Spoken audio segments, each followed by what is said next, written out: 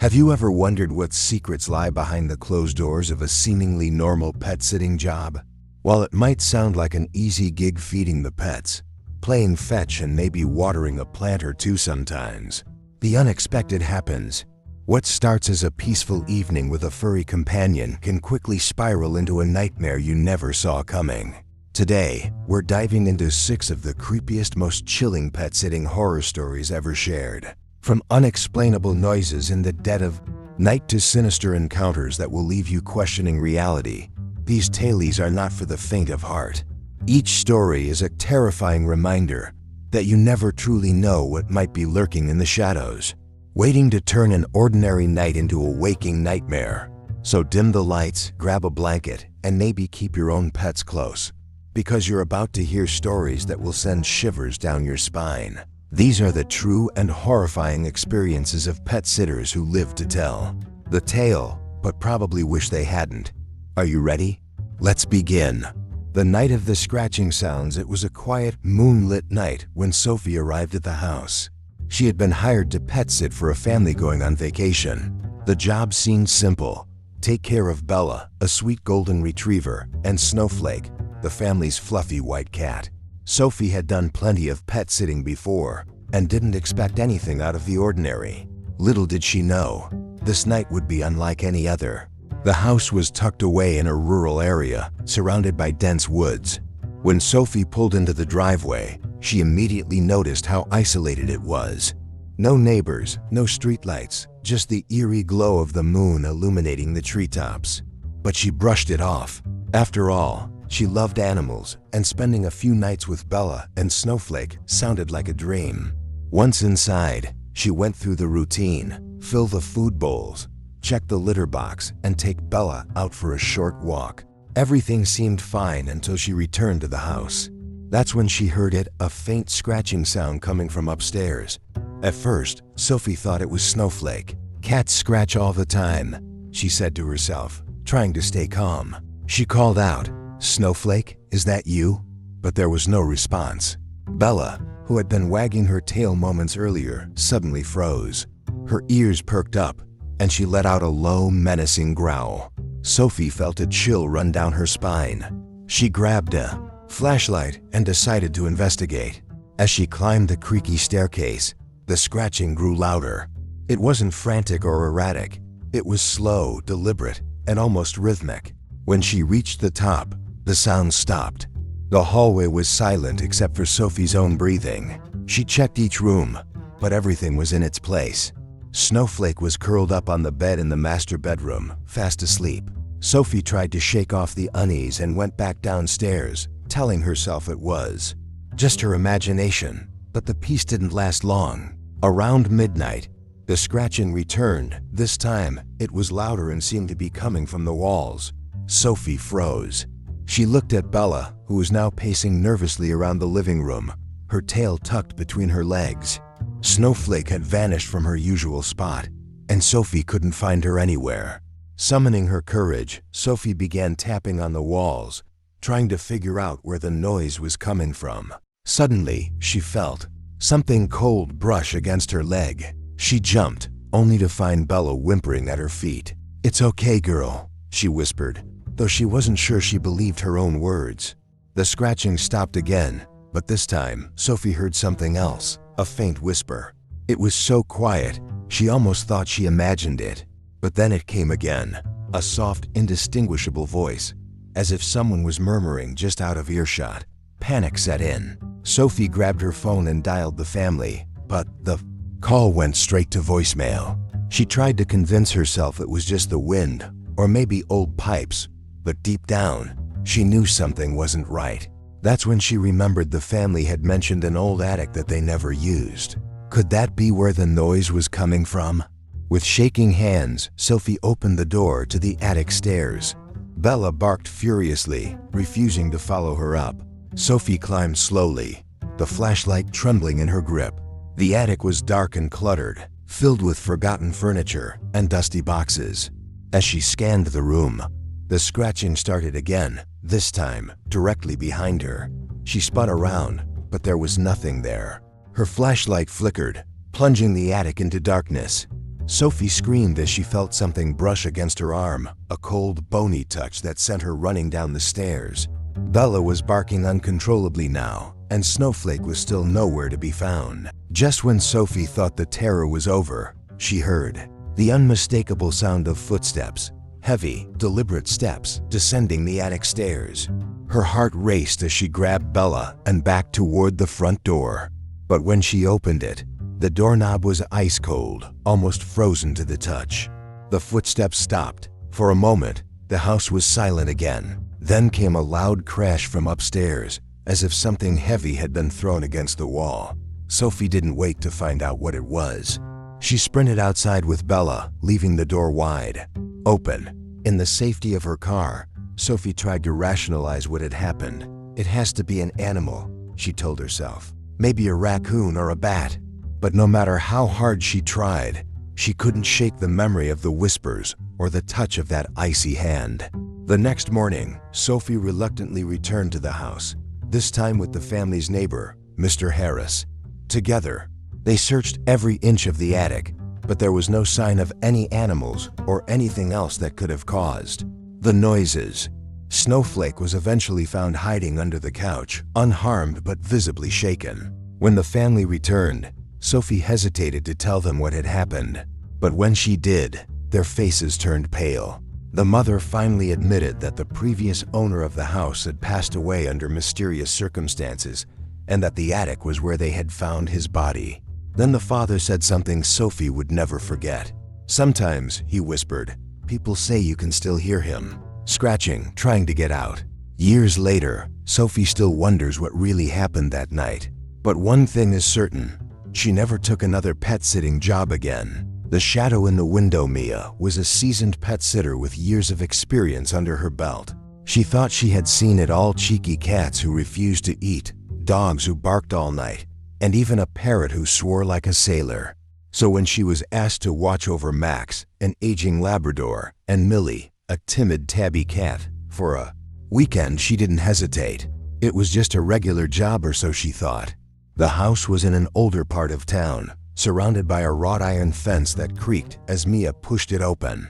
The yard was overgrown, the garden untended, and the house itself had an unsettling charm, a relic of the past with peeling paint and windows that seemed to watch her. Just another old house, she thought, brushing off the goosebumps prickling her skin. Inside, the house smelled faintly of lavender and something else Mia couldn't quite place: something musty and stale.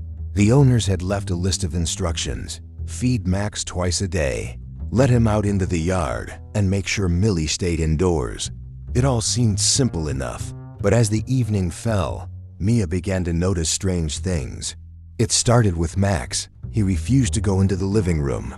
Instead, he stood at the doorway, growling softly, his tail stiff. Mia crouched down to pet him. "What's wrong, boy?" she whispered. His eyes darted to the large bay window in the living room.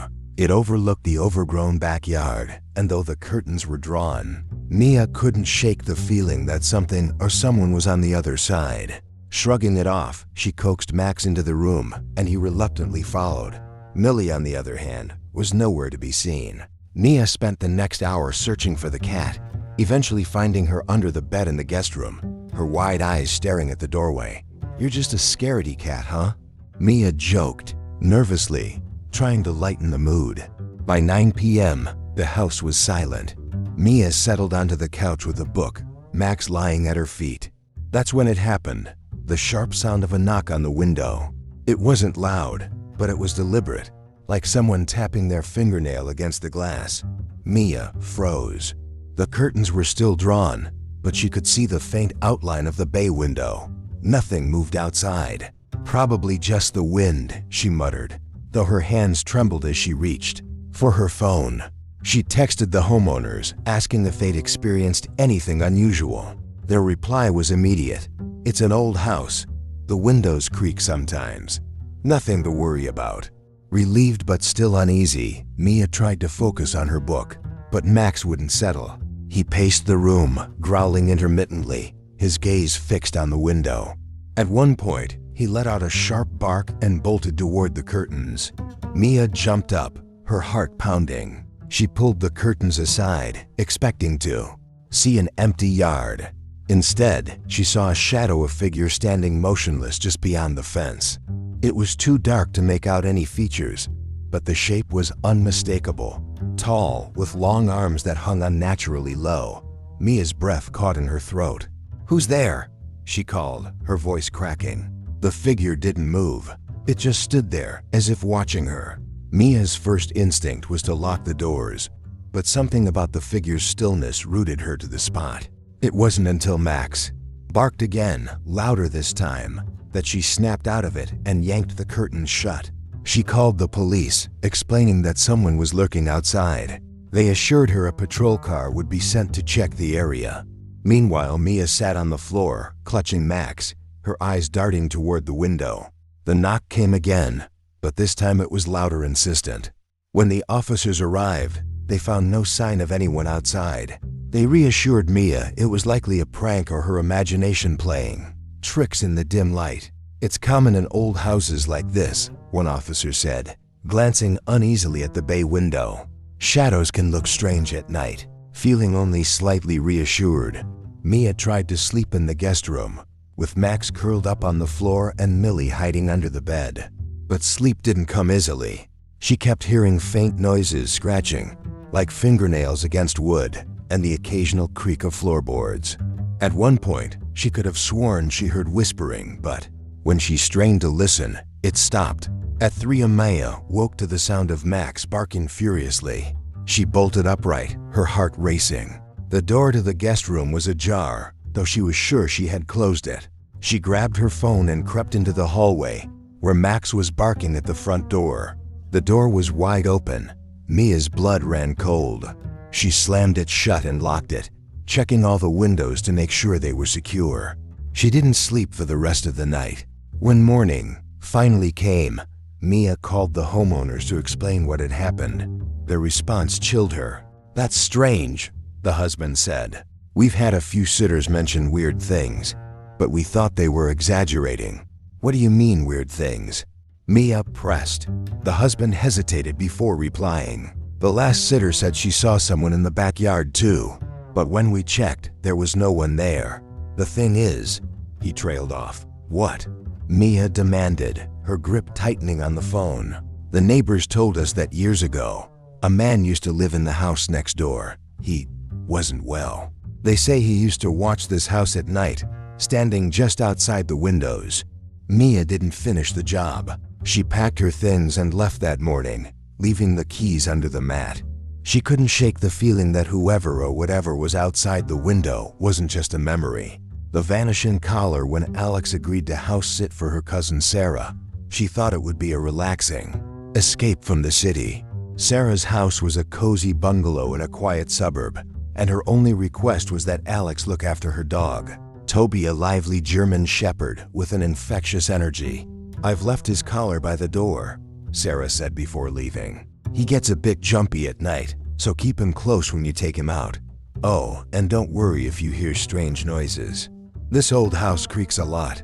Alex laughed and assured Sarah she'd be fine. How hard could it be to care for one dog in a peaceful neighborhood? But the moment Sarah left, a strange heaviness settled over the house. Alex shook it off and focused on settling in. That evening, Alex and Toby went for a walk around the block. The neighborhood was eerily quiet, with only the occasional flicker of a porch light breaking the darkness. Toby seemed unusually subdued, his ears twitching at every rustle of leaves. Alex tightened her grip on the leash, reminding herself that it was just an unfamiliar area. Back at the house, she fed Toby and sat down to watch TV. Toby lay at her feet, his ears still alert. Around 10 p.m., Alex decided to head to bed. She placed Toby's collar on the table near the door, exactly where Sarah had left it. But as she was brushing her teeth, she heard a loud clatter coming from the living room. "Toby?" she called, stepping into the hallway. The dog was sitting at the door, staring at it intently. His collar was gone. Alex frowned. She was certain she'd left it on the table.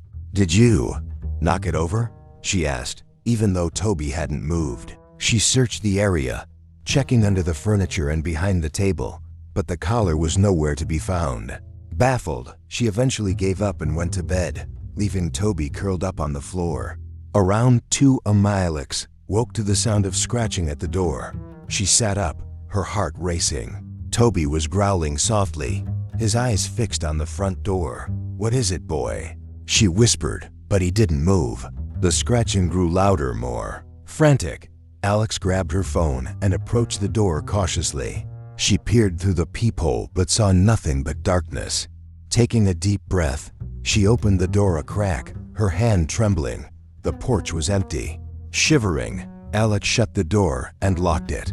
Toby barked once, then whimpered, pressing himself against her legs. She decided to check all the windows, ensuring they were locked. But when she entered the living room, she froze. Toby's collar was sitting in the middle of the floor. Alex's blood ran cold. She was certain it hadn't been there earlier. She picked it up, her hands shaking, and placed it back on the table. "You're freaking yourself out," she muttered, trying to calm her nerves. But Toby wouldn't settle. He kept pacing the room, his eyes darting toward the windows. Suddenly, there was a loud bang from the backyard. Alex jumped and ran to the kitchen window. The yard was pitch black, illuminated only by the faint glow of a neighboring streetlight. She couldn't see anything unusual, but Toby was barking furiously now, his hackles raised. Grabbing a flashlight, Alex decided to investigate. She unlocked the back door and stepped outside, Toby by her side. The yard was quiet, the grass wet with dew. She shone the flashlight around, but nothing seemed out of place. Then she saw something small and shiny lying at the edge of the yard. It was Toby's collar. Alex's heart pounded as she picked it up. How had it gotten out here? She glanced around, nervously, suddenly feeling exposed. "Let's go inside," she whispered to Toby, who was growling softly at the darkness. Back in the house, Alex double-checked all the locks and kept Toby close. She barely slept, every creak of the house sending her heart racing. By morning, she was exhausted, but relieved to see the first rays of sunlight. That day passed uneventfully, though Alex couldn't shake the feeling of being watched. She tried to dismiss the events of the previous night as a series of coincidences, but Toby's behavior didn't help. He refused to leave her side, barking at shadows and growling at the windows. As night fell again, Alex braced herself for another unsettling evening. She placed Toby's collar on the table once more, making sure it was secure.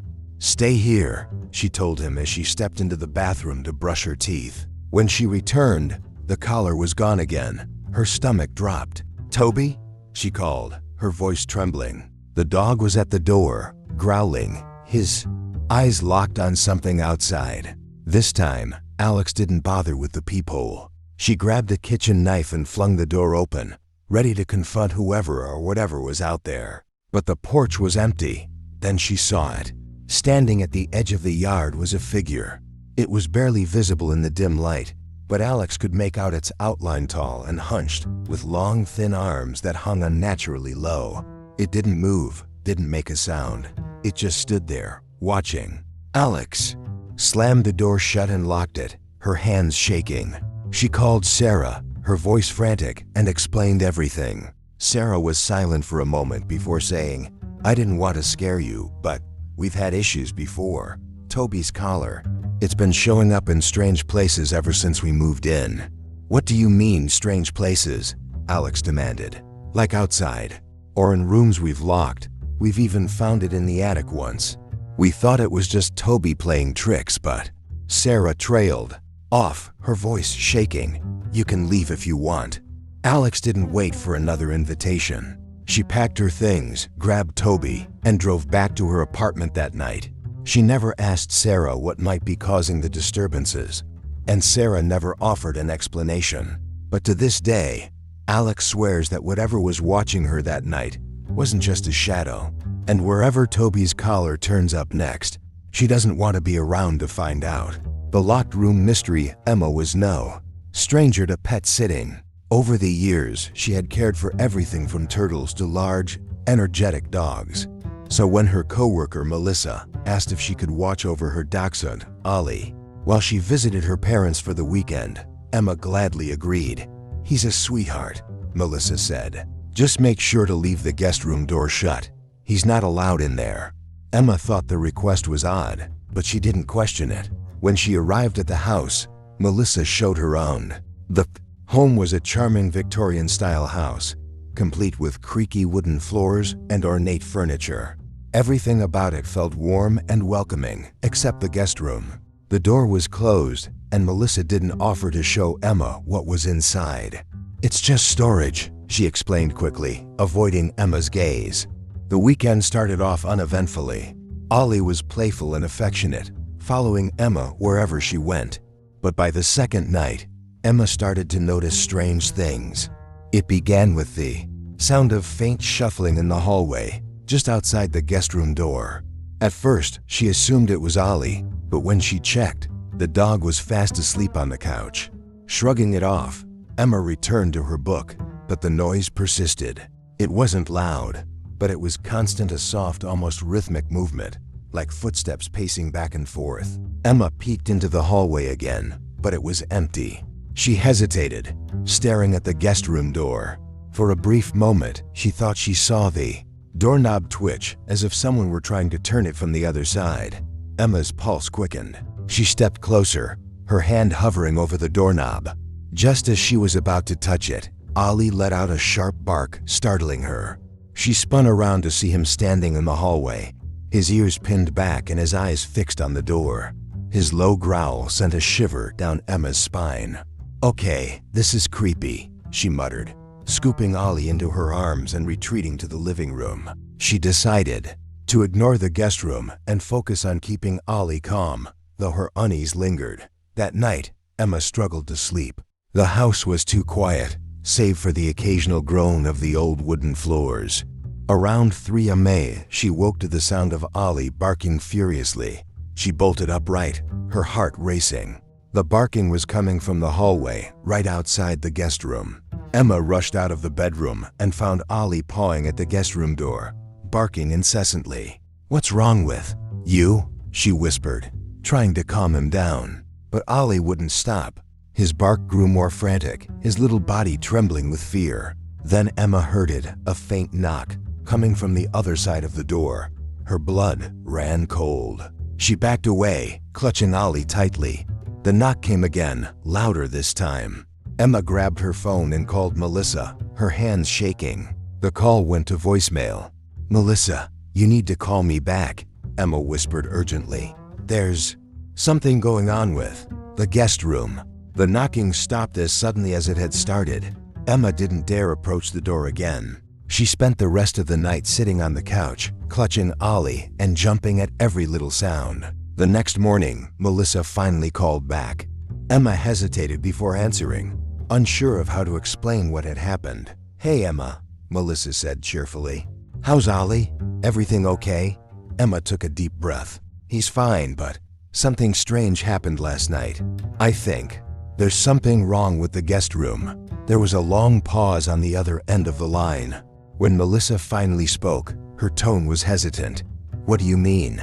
Emma described the noises, the knocking, and Ollie's frantic barking. When she finished, there was silence again. Finally, Melissa sighed. "I didn't want to say anything because I didn't think it would happen again. But you're not the first sitter to mention that room." "What do you mean?" Emma demanded. Melissa hesitated.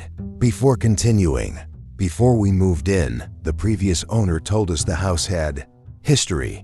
There was a rumor that someone died in that room, a woman. She locked herself in there and, well, no one knows why."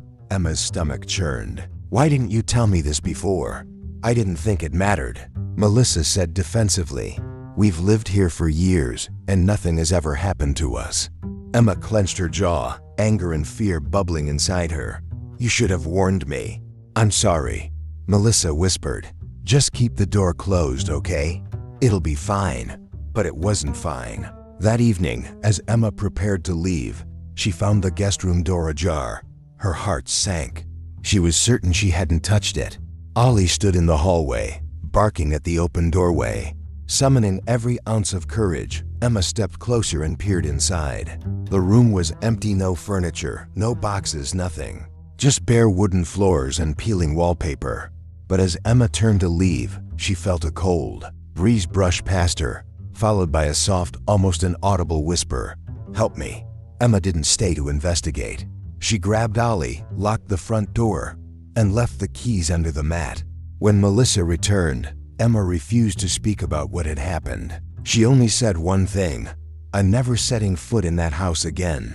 Melissa never asked for details, and Emma never offered them. But to this day, Emma wonders what would have happened if she had opened the door that night, and who, or what, might have been waiting for her on the other side. The basement door Nina loved animals and had recently started pet sitting as a side hustle. Her latest client, a couple heading out of town for a week, seemed nice enough. They lived in an older, two-story house with creaky floors and a rustic charm that Nina found comforting. They only had one pet, a large, goofy Great Dane named Duke, who seemed more like an oversized lapdog than a guard dog. The couple gave Nina a tour of the house. "Before leaving, feel free to use anything in the kitchen," the wife said with a smile. "Just one thing, don't open the basement door. It's old and doesn't always close properly, and we'd rather not risk Duke getting down there." Nina thought the request was odd but agreed. The week ahead seemed simple enough: feed Duke, take him on walks, and keep him company. But from the first night, something felt off. The house was unusually quiet. No hum of distant traffic, no neighbors chatting outside. Just an oppressive stillness broken only by Duke's occasional snores. Nina brushed it off as her imagination and settled in with a book. Duke sprawled out on the rug beside her. It wasn't until she got up to refill her tea that she noticed it: the basement door. She was certain it had been shut earlier, but now it was slightly ajar. A cold draft crept into the room, raising goosebumps on her arms. Nina frowned and pushed the door closed, making sure it latched. The night passed without further incident, and Nina convinced herself she'd forgotten to shut the door properly earlier. But by the second night, the strange occurrences began to pile up. It started with the sounds. Faint, barely audible at first scratches like claws on wood, coming from below the floorboards. Duke's ears perked up, and he let out a low growl. "It's probably mice," Nina said, though her voice trembled. She tried to focus on her movie, but the scratching continued, growing louder and more frantic. When Duke began barking and pawing at the basement door, Nina's unease turned to dread. She grabbed a broom and cautiously approached the door. "There's nothing down there," she muttered, more to herself than Duke, but as she placed her hand on the doorknob, the scratching stopped. The silence was worse. Nina pressed her ear to the door, her heart pounding. She thought she heard something faint breathing, deep and raspy, like someone struggling to inhale. She yanked her head back, her pulse racing. "Nope," she said, backing away and pulling Duke with her. She shoved a chair against the door, as if that would keep whatever was on the other side at bay. That night, she slept with the lights on, Duke curled protectively at her feet. But the next morning, she woke to find the chair tipped over and the basement door wide open. Panic set in. Nina called the homeowners, but their phones went straight to voicemail. She thought about leaving, but Duke's wagging tail and big trusting eyes convinced her to stay. "It's just an old house," she told herself. "Old houses make noises." She spent the day trying to distract herself, but the basement lingered in her mind like a shadow. She couldn't help but wonder what was down there and why the couple had been so insistent about keeping the door shut. That evening, as the sun dipped below the horizon, the noises started again. This time, they weren't just scratches. There were thuds, heavy and deliberate, as if something or someone was moving furniture down there. Nina's nerves were shot. She called her best friend, Jenna, for advice. "Get out of there," Jenna said firmly. "That's classic horror movie stuff. Don't be the idiot who investigates." But Nina couldn't leave Duke behind. Gathering her courage, she decided to take a look. She armed herself with a flashlight and a kitchen knife, Duke by her side. The basement door was shut, but the sounds continued, louder now, almost like muffled voices.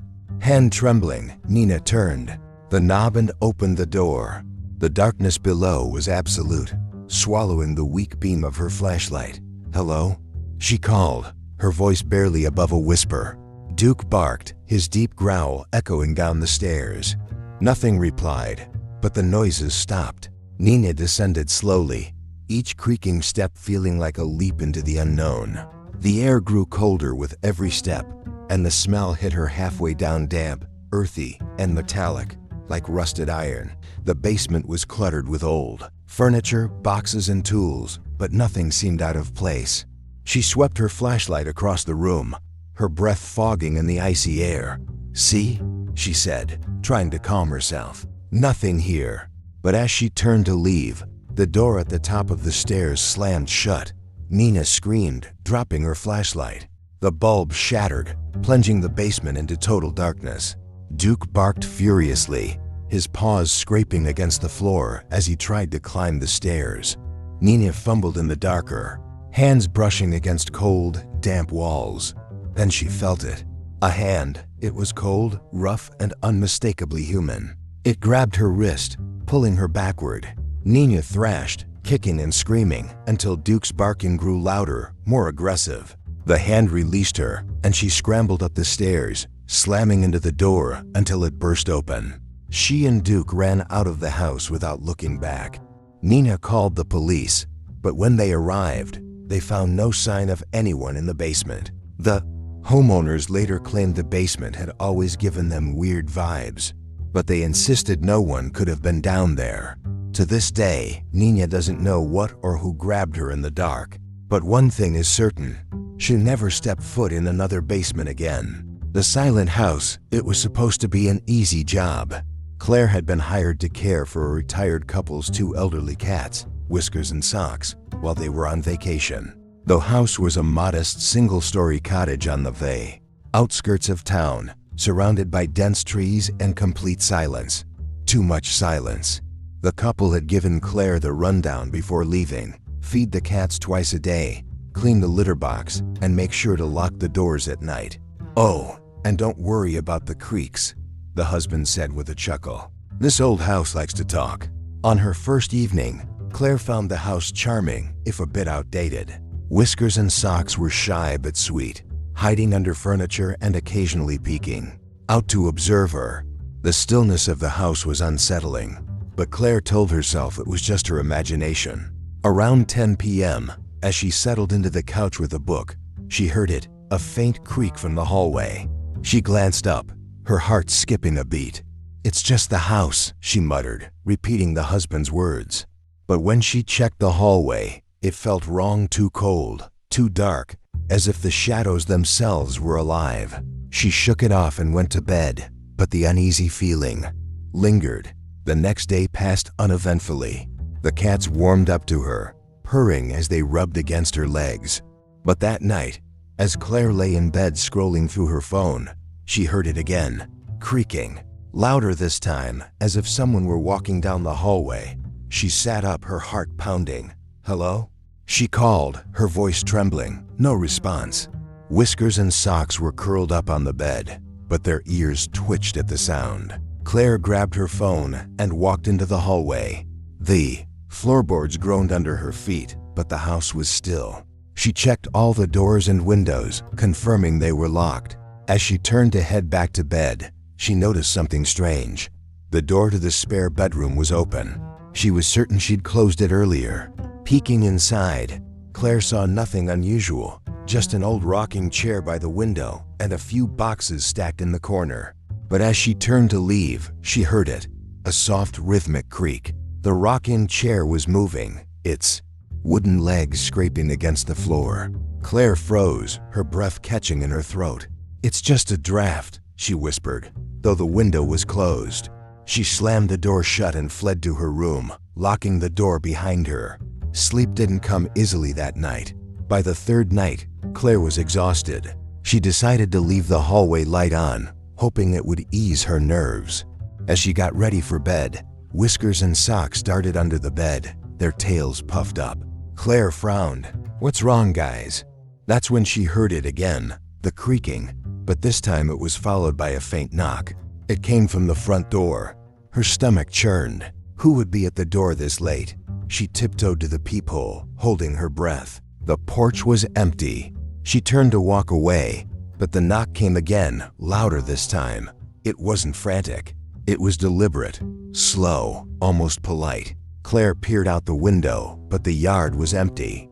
Gathering her courage, she opened the door, a crack gripping her phone tightly. No one was there. Shivering, she locked the door and checked all the windows again.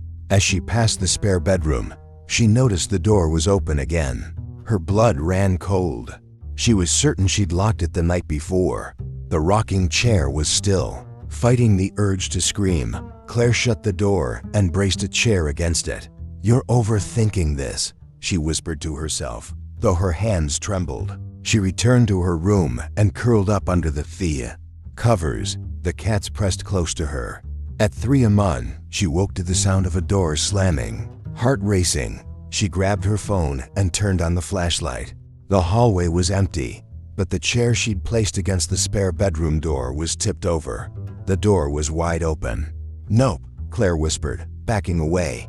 She grabbed the cats, her purse, and her keys, ready to leave. But as she reached the front door, it wouldn't budge.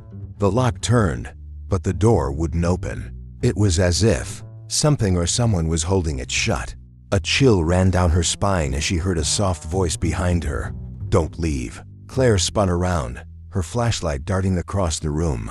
It landed on the rocking chair. It was moving again, creaking slowly. The air grew colder, and the whisper came again, softer this time. "Stay with me." She screamed, running to the back door, but it wouldn't open either. Whiskers hissed, and Socks let out a low growl, their eyes fixed on the hallway. Claire felt trapped, panic clawing at her chest. Desperation took over. She grabbed a lamp and hurled it at the living room window. The glass shattered and icy air rushed in. She climbed out, clutching the cats, and ran to her car without looking back. The next morning, she called the couple and told them what had happened. There was a long pause before the husband sighed. "We were hoping it wouldn't bother you," he said quietly. "What are you talking about?" Claire demanded. "There's something about that house," the husband admitted. "The woman who lived there before us, she died in that rocking chair. Some say she never left. Claire didn't return to the house. The couple never asked her to, but she never forget the voice that whispered to her that night, asking her to stay." 6 stories, 6 unsettling tales that prove pet sitting isn't always as simple as it seems. From mysterious noises and unexplained shadows to encounters that defy logic, these pet sitters were thrust into situations that would leave anyone questioning their own sanity. Each story is a chilling reminder that even in the most ordinary of jobs, the unexpected can creep in when you least expect it. Whether it's the attic you were told to avoid, the basement door that just won't stay shut, or the rocking chair that seems to have a mind of its own, these experiences remind us of the unseen and sometimes unexplainable forces that linger in the places we least expect. So next time you agree to watch someone's pet, maybe take an extra moment to think about what else might be lurking in the house. And if you hear a faint knock, a soft whisper, or see a shadow that shouldn't be there, remember these stories and maybe think twice before opening that door. If you enjoyed these spine-chilling tales, don't forget to like this video, share it with your friends, and subscribe for more stories that will keep you up at night. Sweet dreams, if you can sleep, that is.